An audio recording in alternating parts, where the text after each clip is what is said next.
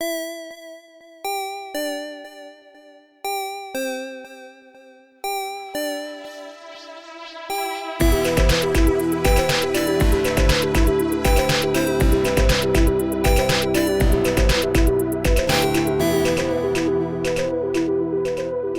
before we get into the bulk of this intro, I want to take a second to mention a couple things. First, if you are not on our mailing list, you can head over to the CritshowPodcast.com and get onto our mailing list. We have a couple things coming up where that's usually the fastest way to hear about it, including we're testing some new merchandise. And when we test that new merchandise, we then sell it for a discount once we find out, that it works. But if you happen to be the size and you're interested in the style, you can find out about it there first. And also on our Reddit, we have the Artpocalypse contest going on. If you would like to head over to our subreddit and enter your fan art of jingles. So I think on to the main event here. A couple of weeks ago, we were having a conversation in the intro, which instantly caused us to receive some mail. Oh, no. What kind of mail, Rev? How would you all feel about doing a taste testing right now? Oh, yes. Yes, please. Oh, no. In our P.O. box, we received from Snow Penguin on Discord a little Etsy treat of 3 different kinds of spicy candies. Yes. Oh, no. Let's give this a shot, shall we? It's not a completely not terrifying idea to me that we've received something to put in our bodies in a P.O. box and we're just going to do it on air. It's not the first time. It's not the worst thing I've eaten today. It's like spicy candy. And by spicy candy, I mean hardcore edibles. Good luck. So, enjoy the show. I don't know which these are. I've got them facing down. So do we want to do 1, 2, or 3 first? 2. Sure. Oh, I'm really nervous. It's such a fine line with me on spicy, like whether or not I'm able to handle it. So this could be really, really great or just awful. I'm so excited. This one is ghost pepper with hint of strawberry. Cannot do Yeah, that. depending on how spicy the spicy candy is, I might be like fucked out of this recording. This may be the end of the day for us. Yeah. So this one, the simple titles on them, Spicy Gummy Worm. Okay, yeah, I'm down. Okay. I'm so in for this. Sure. That sounds like a randomly generated Xbox gamer tag. It does. Why is it covered in rocks? It looks it's real wet. I assume it's the spicy. Worms live in the ground. Oh, that's fair. I need to not try to smell it before I eat it. It's been a while since we've done like a tasting thing as the intro. I'm kind of excited about this. I was regaling some people in the Discord about when we did. Jake is mentally prepping. I'm just spicy candy to me implied something other than just a gummy worm rolled in a spice. which seems to be what this Like is. it would have been crafted as a unit, something cohesive. That was the original idea with the spicy gushers. I'm very her nervous about gushers this. filled with chili powder. Or whatever. Yeah, so this is from a Etsy shop, Sweet and Spicy Treats. This is an Etsy store that deals entirely in sweet and spicy things. I cut Tass off. Tass, what were you saying? Oh yeah. I was talking about when we tried the werewolf serum and how unforeseen it was that just the shape of my particular vial meant that I just got these 3 big bursts of that flavor in a row, like these 3 gulps that hit me so hard. So yeah, who wants to describe what we're looking at here? It is a red and orange gummy worm. Yeah. Suspiciously wet looking, like a very nice high shine, just coated in some sort of spice. Definitely chili powder in here. And to be fair, it's a gummy worm. It's like a gummy earthworm. This thing is huge. Yeah, it's a night crawler.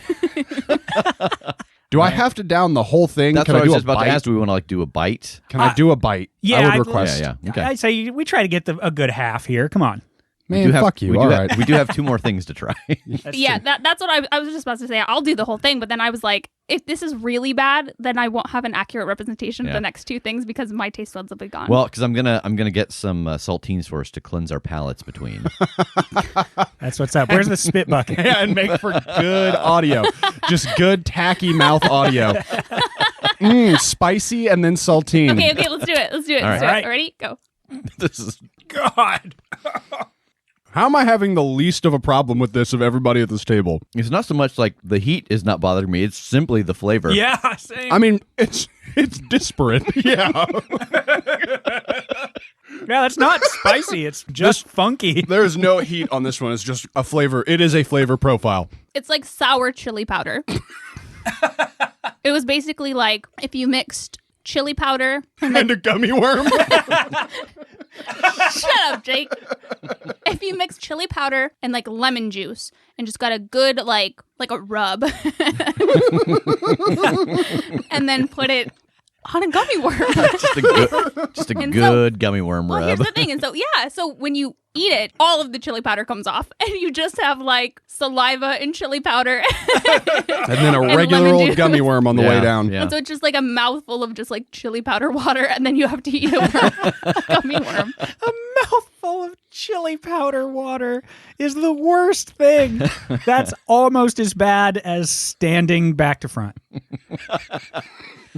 All right. Does anybody need anything before we go on to the next one? Nope, hit me. Yeah. Okay. I'm going to pick this one first because now that we have picked the first one, I want to save the other one for last. What is it called? What are they? All right. So these are called Wild Berry Skittles Spicy Candy. All right.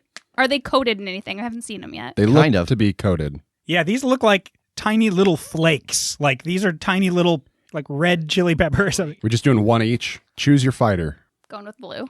I think I got a purple. It's hard to see through the coating. Yeah. It's a Skittle that's very spiky. Ready? Yeah. 3, 2, 1, go.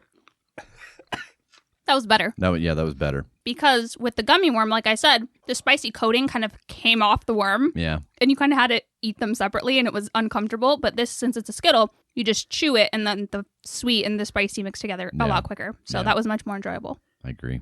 Tass looks unhappy still. I am unhappy. Look, I'm very much a person that likes most food. I have a very small list of things that I won't eat, but I am not someone that wants things like I'm kind of a purist with my food. If I want spicy, I want spicy. If I want sweet, I want sweet. I thought it was pretty good. What's the opposite of a purist? A mixologist. And nice, I like that. That's good, yeah. That's better than the direction I was going.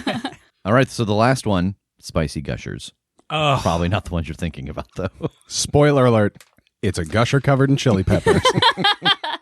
Okay, let's do it. All right. no.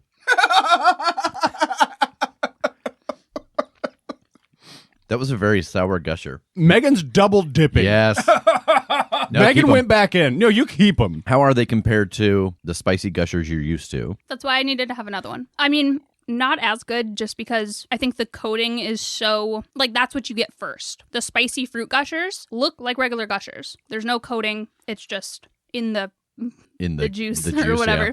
And so you eat it just like regular fruit gushers and then you're hit with like the spice afterwards. And so you get the sweet up front. And this was very much the opposite of having the spice and then getting kind of an idea of some like sour gusher underneath.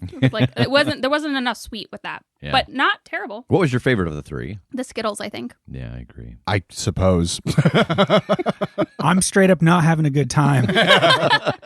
Spice wise, I'm fine, which I was Yeah, concerned yeah. about. Because usually like sriracha is too much for me. Like I don't want Yeah. Oh, Rev Rev double went back dipped. give me in. some Skittles. I want to go back for the Skittle. The flavor, it just seems like something that you should put on a chicken before you cook it. Yeah. Like it's not. It just The this Skittle flavor? Yeah. Skittle flavored chicken. Love it. And a Mountain Dew reduction. It just the flavor was wrong. Like I couldn't even go so far as to make a judgment call on spicy sweets at this point because just the flavor combination was off for Yeah, me. that's fair. It was an excellent experience. Though. It was. This Thank was a you great very test. much. Thank you, Yes. Snow Penguin. So yeah, if you have anything you'd like to send us at our P.O. Box, man, go ahead. We'll eat it. Evidently, we'll eat it. Tass, here you are in the North Pole in this atmospheric dive suit. You have been lowered about 15 feet down, and you have seen this 7-foot-long humanoid figure materialize out of the ice and start to swim in your direction. What are you doing? I think I'm reaching an arm up around the rope and like wrapping my arm around it a little bit and giving 3 quick tugs. The winch stops and starts to pull you up. This creature doesn't get much closer, but you can see that it's swimming a slow circle around you. Oh God. Okay, yeah, I'm gonna I don't know, wave at it. Like, I don't know, I'm trying to not look aggressive. I want to look friendly and welcoming and just kind of acknowledge that I see it. Okay. And you slowly get pulled out of the water back onto the ice. Everett grabs a hold of your helmet and twists it off. Hey, you got it already. That wasn't very deep at all. No, it wasn't. There's something down here. Good. No, like some sort of creature, humanoid thing that like melded out of the ice. Oh. Yeah. It was just taking slow circles around me. I don't know if it's curious or hungry or what. I think we still need to go. I think we need to do this, but, I don't want to leave you up here defenseless. I'd say make sure that you're staying within Mother Hen's, like, defenses and stuff as we do this and don't come out. What about you? Man, I don't know. Is this a moment that I could invoke Destiny's Plaything on my little adventure? Yeah, absolutely. Okay, I think I want to roll it. All right, go for it.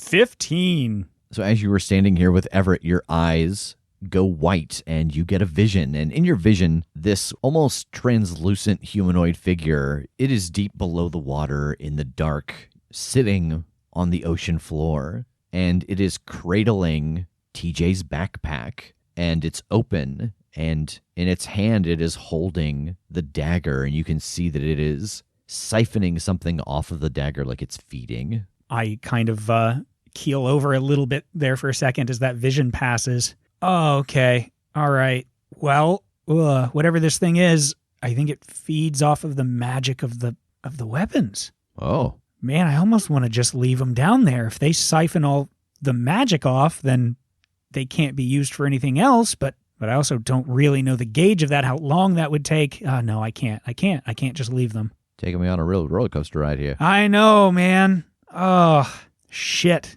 Yeah, lower me back. I think I try this again. If any more of them come out, just do whatever's going to keep you safe first. I'll be okay down there until we can figure something else out. All right. And he helps you back into the water and starts lowering you down. As you break the surface of the water, down below you about 30 feet, you can see the water moving. But like you don't see anything in the water, but you do see ripples in the water. Okay, this thing, is it invisible now? Yeah, I'm just going to let myself be lowered and do the same thing, kind of tilt as much as I can so that my face is visible in the lights, and just give a friendly wave. As you get lowered past the point where you see this ripple and you're smiling inside of the helmet and waving your arm, you notice that ice crystals start to form in the water, starting where that strange ripple is, and they are flowing in your direction. Can I open up my sight and see if I see anything different here? Yeah, you open up your sight, and you do see the magical shape of that 7-foot-long humanoid figure. And as you are looking, this ice wraps around you and pins one of your arms to your side. How close is it? It's probably about 20 feet away. Is this heavy enough? Like, can I do any swimming in this? Or am I just kind of an anchor on a chain here? You do have thrusters in the form of fans that are on the sides and on the back so that you can kind of push yourself through the water. Okay. Can I try first? I want to see like whatever it is that has me pinned on the one side. Is that something I can try to actually grab onto or break up with the free claw? Yeah, I think it'd be an act under pressure. You could reach across and shatter the ice that is formed around it. Okay, I'm going to give it a try. 15. Yeah, you are able to break out no problem. Okay, then yeah, I want to activate those thrusters and just try to shoot towards this thing. I don't think I'm particularly happy with it anymore. Okay, yeah, you are able to move the thrusters in its direction, and it doesn't seem like it's moving out of the way. Okay, as I'm getting close, I don't know how else to ask this. What's it look like as far as on a scale of 1 to aggressive? Where am I at here? It's hard to tell because as you get closer and your magical sight takes it in, it doesn't have any facial features. It just has eyes and a mouth hole. Okay, terrifying. All right, I think I'm just going to take a swing with my clamps and try to hit this thing. Just give it a big ol' hey, stop it kind of punch. All right, girl, kick some ass. Okay.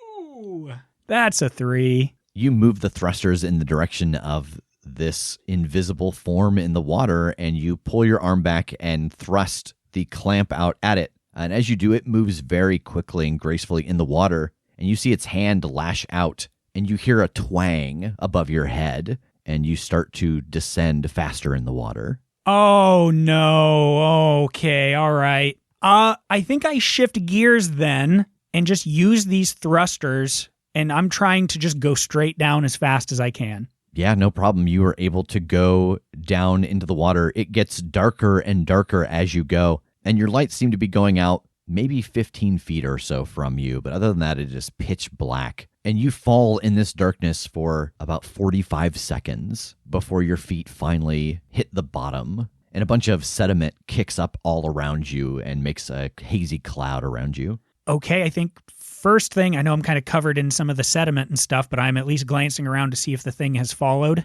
Yeah, you can't see more than maybe 5 feet around you right now. Okay, then I think I'm just going to start hustling. I want to, well, first, do I see the undersea gobbler anywhere? You do not. Okay, yeah, that's fair. Then I just want to try to turn, like I know the kind of general direction of where we left it, but I don't know exactly where, it was put down eventually. So I think I want to dig for that familiar feeling and see if I know where to go. All right, we'll trust your gut. Okay. That is a 12, and that one is advanced. All right, so you know the direction you should go. Like you start to spin around and you get a sense of, this is the direction that I should head. And you get that because you still have your vision open and you can see very far in the distance in this darkness, the magical glow of something. Oh, okay. And I think the thing that you know instinctively in this moment from the advanced success is that this thing, whatever it is, seems to feed off of magic. It doesn't need every item or every piece of magic. It just needs one strong enough to keep its attention. Okay, interesting. All right, then I start trucking that way as fast as I can. So as you start to go in that direction, you feel the cold water around you again, but it does start to get a little clearer as you get out of the sediment that was kicked up. And every now and then in front of you, you can see this form swim in front of you. And as you get closer and closer to this magical glow in the distance, it starts to get closer to you with each approach. Like it seems like it's becoming more aggressive. Oh, God. Okay. Then yeah, I'm keeping on course, and I'm just waiting until it gets close enough for me to clobber it if I have to. Yeah, as you get about 30 feet away from the source of this magical glow, it skims along the bottom of the ocean and swims towards your feet, and you can see that it is not pulling back like it has been. All right, then if it's swimming towards my feet, what I kind of want to do is kind of a hop back and just bring my arms down to club it face first into the bottom of the ocean. Are you trying to get past it? Or are you trying to hurt it? I think I want to hurt it. All right, roll kick some ass. Oh, man, I don't have the spear, so I'm rolling flat here, but that was a 10. And if it's possible, can I pick less harm? Yes. All right, so you propel yourself slightly up and bring these two clamps down and slam it into the ground. And as you do, it brings its fist up and slams it into the side of your leg. Your clamps will do 2 points of damage, not armor defeating, and that is what you take in return, and that is subtracting the one for take less harm. So you take 2 points, not armor defeating. Okay. And there is a pop sound inside your knee as you are rocked with this hit, and you have a -1 forward for your next action involving using this leg. Yeah, after I give it a good clobber, then again, I'm activating those boosters to try to get that last 30 or 40 feet. Yeah, you are able to activate these and move towards this magical energy, and your lights illuminate the sunken remains of the Argonaut. And jutting out from under a slab of metal, you see the hilt of the short sword. I want to try to scoop it up in one of the clamps. Yeah, you have no problem. You reach down and you pick it up inside of the clamp. Okay, and then I'm going to whirl around and see where the thing is to see if it is chasing or if it backed off from the hit or what. From where you are, you do not see it currently. Oh, God, hate that. So then I'm going to glance around and see if there's any sign of the bag. Yeah, you look around and you do not see it at this moment. Okay, do I see any big enough holes in the wreckage to get into it? You do. All right, I want to move as quick as I can that way and try to get in and look around there for either the bag or if it's even possible to make my way to the room where I knew we grabbed all these to see if the longsword, If there's any prayer, it's there. All right. Roll investigate a mystery. Okay.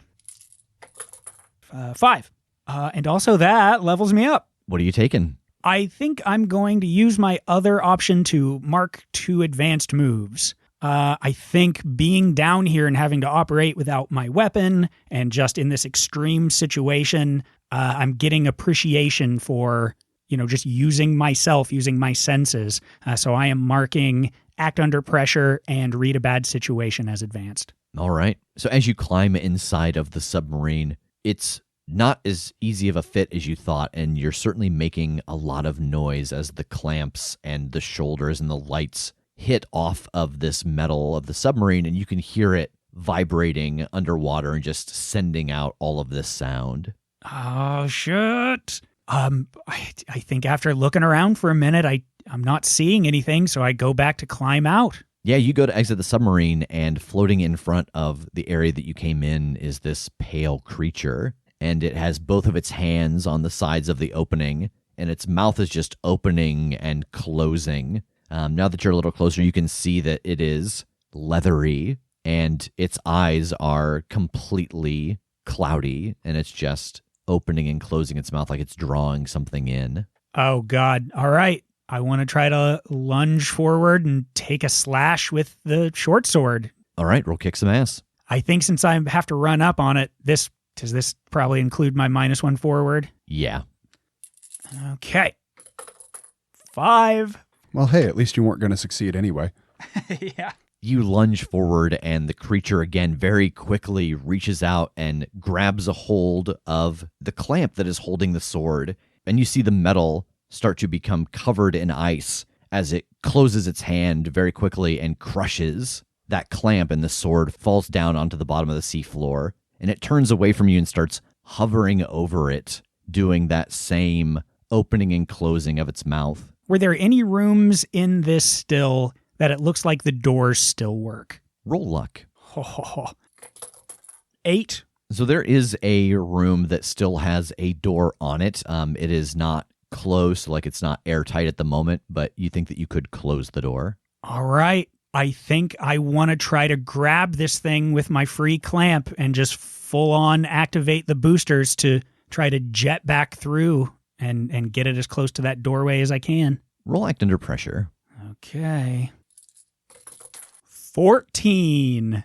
And it's advanced now. All right, what is your extra effect? If I can, I just want to be like cartwheeling with him in that claw so that when I let go, I'm hitting that doorway and yanking it closed before he can get a hit on me. All right, so you grab a hold of this creature and you throw it at the end of your cartwheel and slam the door shut. And as the door slams shut, you can hear it knock against the door. And it's very slow, but you can see almost instantly along the bottoms, ice starts to form on the metal. Oh shit, gotta go. I'm turning and going. I'm running. I want to try to scoop up the blade first. And then as quick as I can, I want to glance around, see if maybe the bag is out here. You pick up the short sword and you stop and you take a moment to look around. And as you are doing that behind you, you can hear this cracking sound radiating through the water as this metal starts to shatter piece by piece. You don't see the bag anywhere, and you're not currently seeing any magic strong enough to send off a pulse. All right. I'm just bolting then. I didn't see it inside. I didn't see it out here. Either this thing has, taken it away or gotten rid of the magic from them entirely is my best guess. So I think I am tearing ass back to the point that I know straight up will lead me home. All right, so I think this is going to be an act under pressure to essentially get back and get a hold of this cable and get yourself back up as this thing slowly breaks free and starts to chase after you. Okay. That's a 13. All right, you are able to jet your way back to the area where you know it cut through your cable, get your arm around it and give it a tug, and Everett pulls you up. As you break the surface of the water, there's this very strange feeling that washes over you. You can see that the water doesn't seem to be lapping, and the snow doesn't seem to be falling, and Everett is standing next to Mother Hen, pulling on the lever to reel you back in, but he's also not moving. And standing a few feet away on the ice is Nash. He's dressed in a cable knit sweater and an old pair of slacks and his spectacles, and he looks down at you. This will not end the way you want it to. Simply give me what I need. Don't make me kill you for it.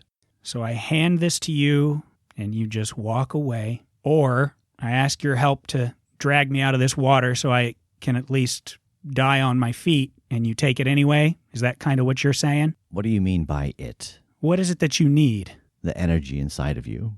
You don't need the weapons. No. And you can take it without killing me? If you give it up freely. I did not know that. Neither did I. Huh. Well, I mean, I'll ask it. Will you do me the courtesy of dragging me out of this water so I can die on my feet? There's not time to kill you. Oh, okay. Well, I'm not giving it to you. This doesn't end the way you think it does. I'm going to have to take your word on that, but you helped unmake my best friend. I'm going to do everything I can to end you as fucking completely. He looks almost sad. I know you will. And then he starts to blur, first slowly and then very quickly, and then he's gone, and the snow starts to fall again, and the water around you starts to splash against the ice, and Everett releases the pressure on the winch. Oh, fucking hell, and I am just shaking.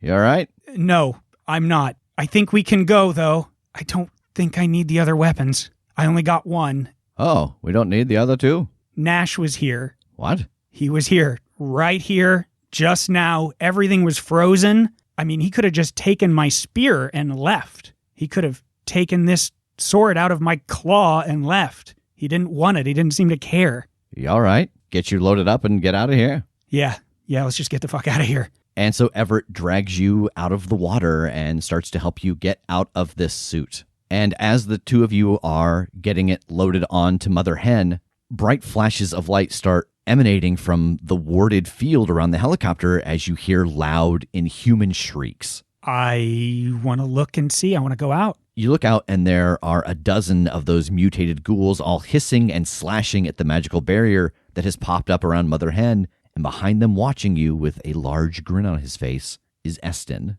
I've been told you have something that belongs to my master.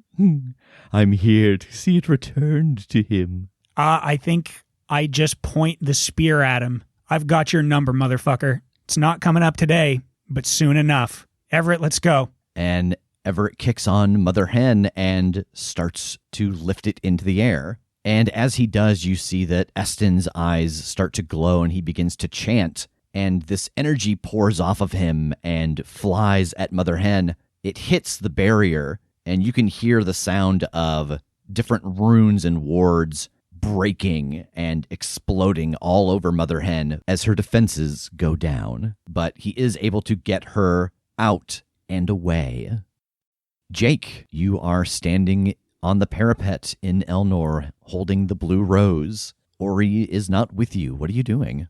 I want to see if I can pull Ori to me. You reach out and try to pull him in your direction, and nothing happens.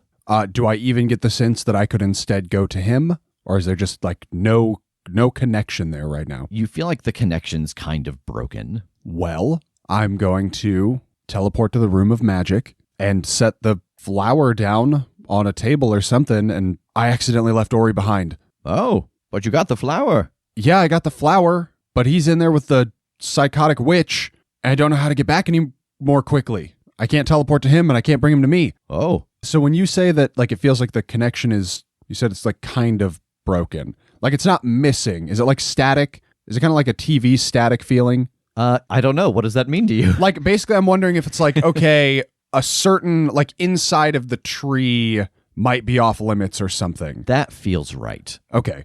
So I think if I can't get to him, I basically want to start trying to teleport, like, as close to him as possible and just kind of working my way out until it takes. Okay. You try this a couple of times, and then suddenly you appear outside of the entrance of the Weeping Willow Tree. And from inside, you hear... and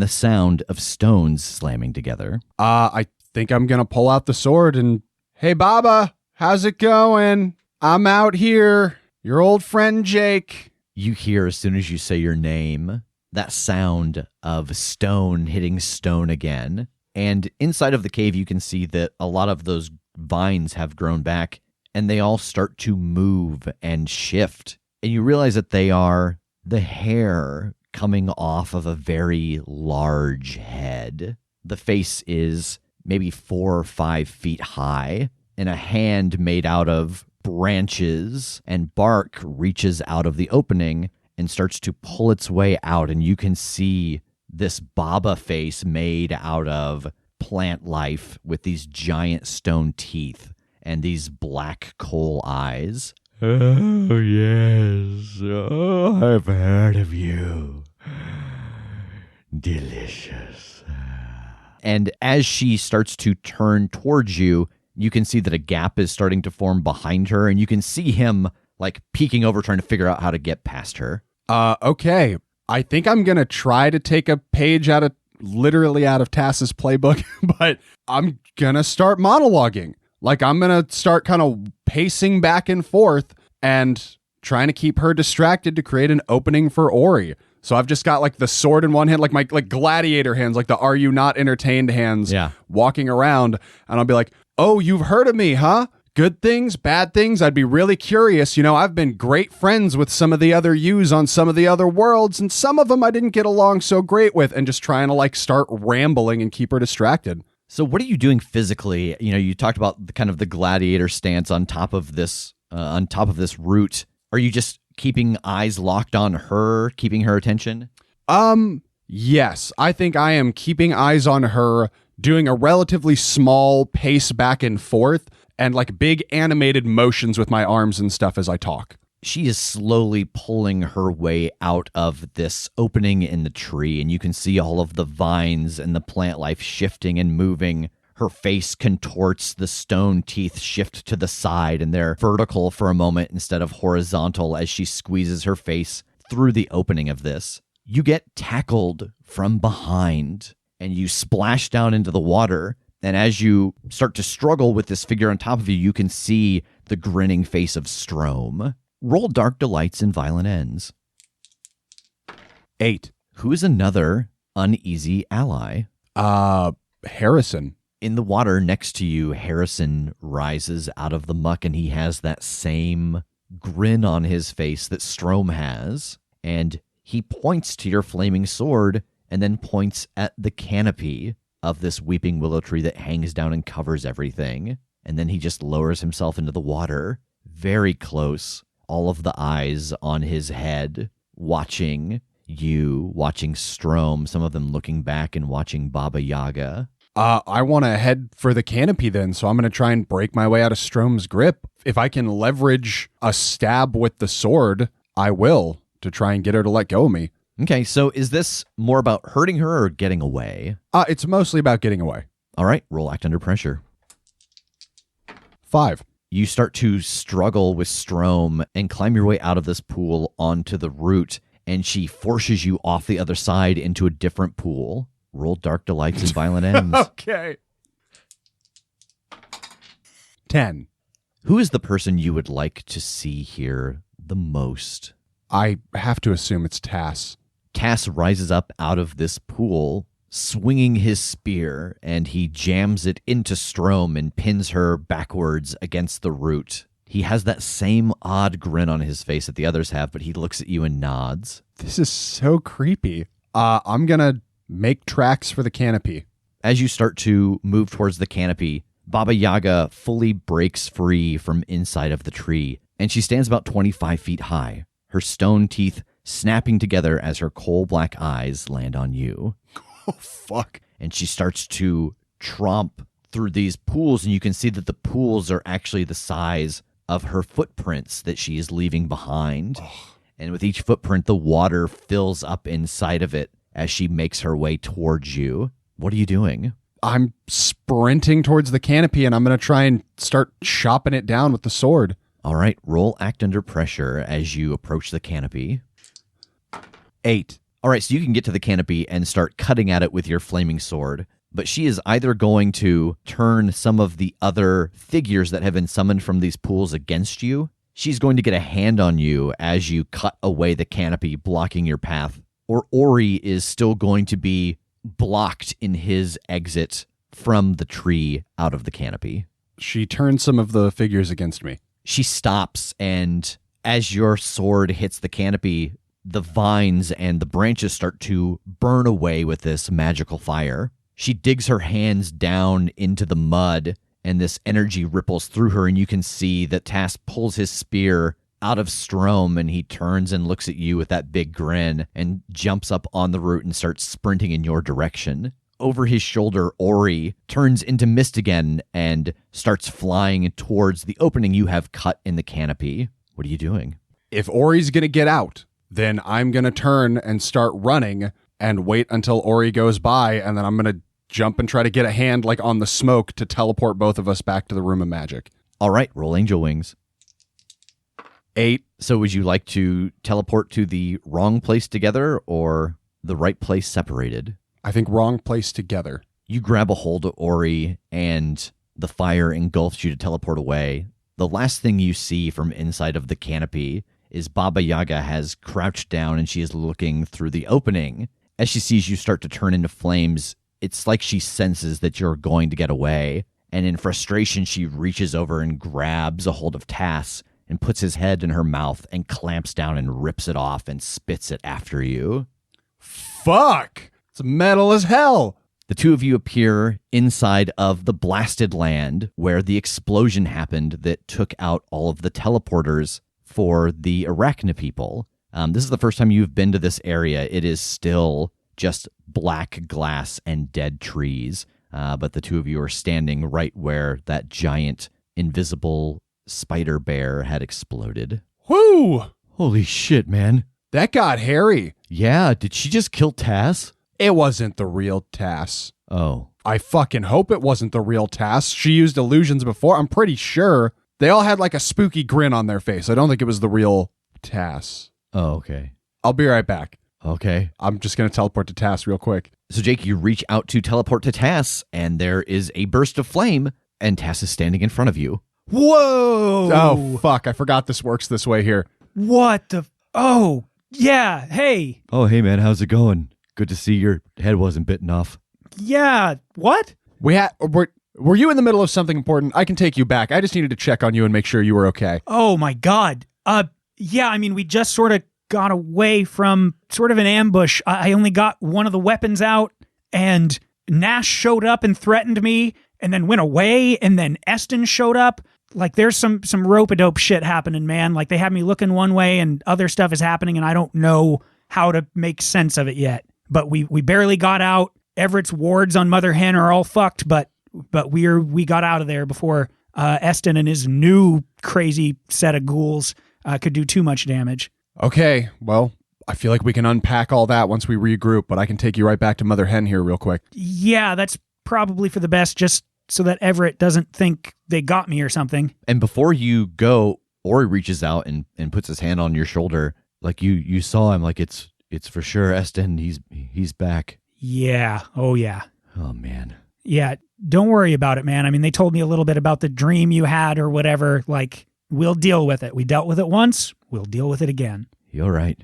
I'll teleport Tass back to Mother Hen. Yeah, you appear inside of Mother Hen in a flash of fire, and Everett kind of peeks around from the seat. How's it going? Good. Sorry I stole your passenger, and sorry about your wards. Sorry about the fact that I'm even able to get here right now. Yeah. We'll make that better. Yeah. Are you good before you go? Everything chill over there? Yeah, everything's pretty chill. I didn't get like a ton of new information, but I think I'm going to get my pocket dimension back in a sort. So that's what I'm trying to get done here real quick. Oh, okay. So I'm going to go finish that up. All right, man. We'll just catch you back at IPT. All right. And I head back to Elnor. Megan, here you sit with your vampire crew and Anastasia at a small pizza parlor. What kind of pizza did you all order? Well, I ordered pepperoni and pineapple. So they have all made their orders and the drinks have arrived, and your pizza arrives and there's no pepperoni. So as you all get settled into a table here at this little pizzeria, you get all of your orders made, and the waitress comes over and delivers drinks. And as she turns away, you notice that over her shoulder, there's a small glint out the window. And across the street, you can see a flower van. And perched on top of the building above it, you see the barrel of a sniper rifle.